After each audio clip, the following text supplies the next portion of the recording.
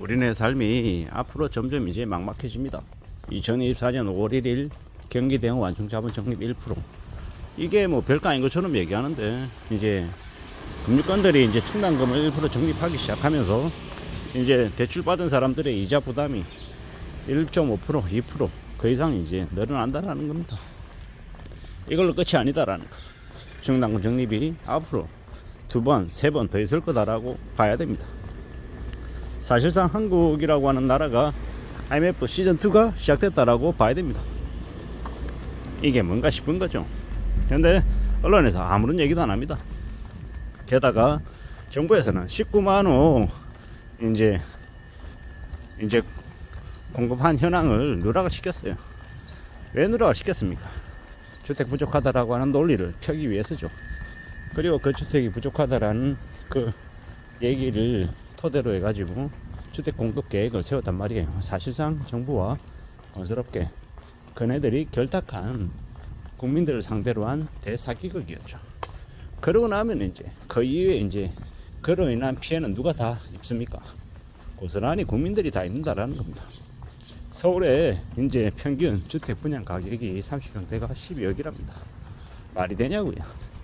죽을 때까지 12억을 만져보지도 못하는 사람들이 너무도 많은데, 그러면 그 12억을 어떻게 충당하라는 얘기입니까? 빚내라는 얘기인 거죠. 사실상 답이 없는 겁니다. 이제 국민들을 빚쟁이로 전락시키고 그냥 그들을 죽을 때까지 뜯어먹는 걸로 부족해서 뭐 자식과 손자 때까지 2대 3대까지 걸쳐서 이제 빚내고 빚 갚고 하라고 이제 그렇게 얘기하는 겁니다. 결국은 더욱더 이제 답이 없어지고 더 난감해지고 삶이 이제 더 어려워진다라고 보면 맞겠습니다. 참 막막한 거죠. 이렇게 되다 보면 보통 사람들의 삶이 어떻게 될까요? 더 피폐해지고 더 엉망이 되고 더 곤욕스러워진다라고 보면 거의 맞는 겁니다. 이 와중에 이제 식품 제조사들은, 그리고 또 다른 곳들은 계속해서 가격을 올립니다. 이번 기회 삼아 가지고 여러 가지 명분이 생긴 겁니다. 물가가 올랐다, 뭐 원재료 가격이 올랐다, 어쩌고 저쩌고 하면서 계속 가격 올립니다. 그러면서 그들은 손해볼 리가 없는 겁니다. 이 와중에도 국민들 상대로 수탈을 하는데 정신이 없는 거죠. 이게 지금 이제 대한민국이라고 하는 나라에서 벌어지는 일입니다.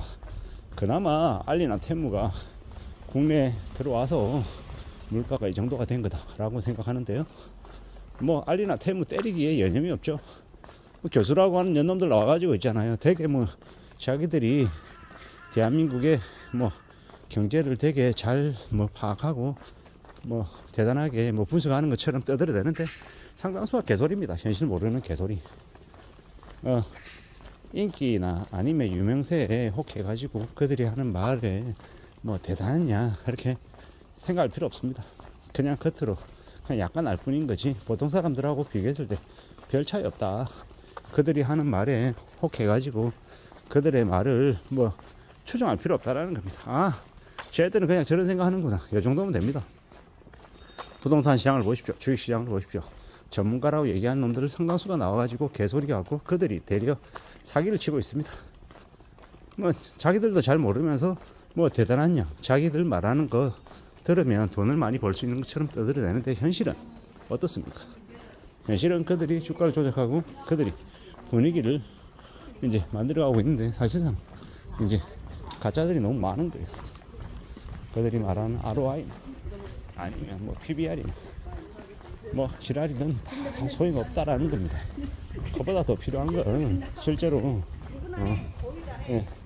단기가 아니라 중기, 장기로 그들이 내고 있는 실적과 영업이, 그리고 제대로 된 자기 자본 비율 뭐 이런 것들을 따져볼 필요가 있지 않나라고 생각합니다. 뭐 그들이 주가를 띄워놓은 가격을 자기들이 시세 차익을 보고 팔고 개미들에게 다 떠넘기고 그런 수작질들이 어제 오늘 얘기입니까? 계속 있어 왔다라는 겁니다. 뭐 최근에는 뭐 주식 농부라고 얘기하는 뭐 방 누구 뭐 그리고 뭐 유명한 이들 중에 사기 안 쳐먹은 놈들이 없는 거죠. 그런 거 보면 대한민국에서 유명세를 가지고 있는 이들은 그냥 거의 다 사짜다라고 봐도 무방할 것 같습니다. 참 어처구니가 없는 얘기죠.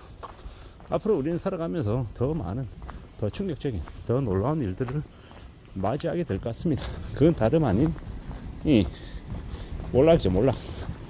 개인들의 몰락, 가정의 몰락, 그리고 기업의 이 파산, 이런 것들이 계속 될 것 같습니다. 그러한 모습들을 계속 지켜보며 우리는 어떻게 생존할 것인지 집중해야 되는 거죠. 대한민국이라고 하는 나라가 점점 더 엉망이 되어가고 더 망가지고 있다라고 봐야 됩니다. 참 무섭죠. 암담하기도 하고, 희망이 안 보이는 나라에서 보통의 사람들은 어떻게 살아야 되는 걸까 라는 생각을 합니다. 막막하기도 하고요, 두렵기도 하고, 겁나기도 합니다. 겁이 많이 나서 더 이제 움츠러들게 되고, 좀 조심하며 살아야 되고, 또 안전해질 국리를 해야 될 것 같다 라고 생각합니다. 지금 우리가 살아가는 이게 뭔가 싶기도 하고요, 점점 더 두려워지고 더 겁나고 더 이제 우려스럽습니다. 이게 지금 현재의 모습입니다.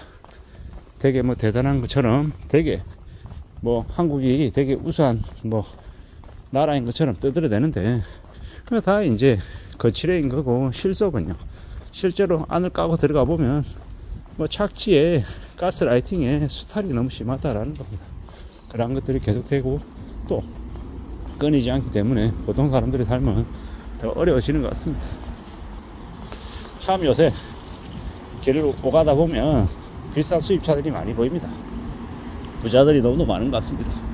뭐 해외여행 가고 명품 가방 사고 다니고, 뭐 몸에 문신 덕지덕지한 이 이상한 놈들이 너무도 많아서 참 이제 세상이 어떻게 되려나 싶기도 합니다.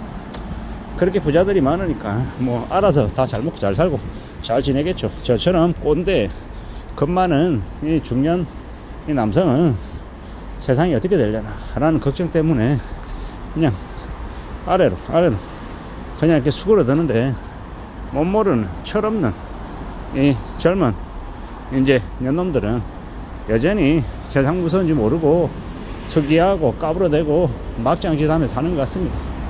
그러다가 점점 나오지도 못하는 그런 늪에 빠져서, 부채의 늪에 빠져서 아마 침몰하는 것 같습니다. 무서운 시대를 우리가 살고 있는 것 같습니다.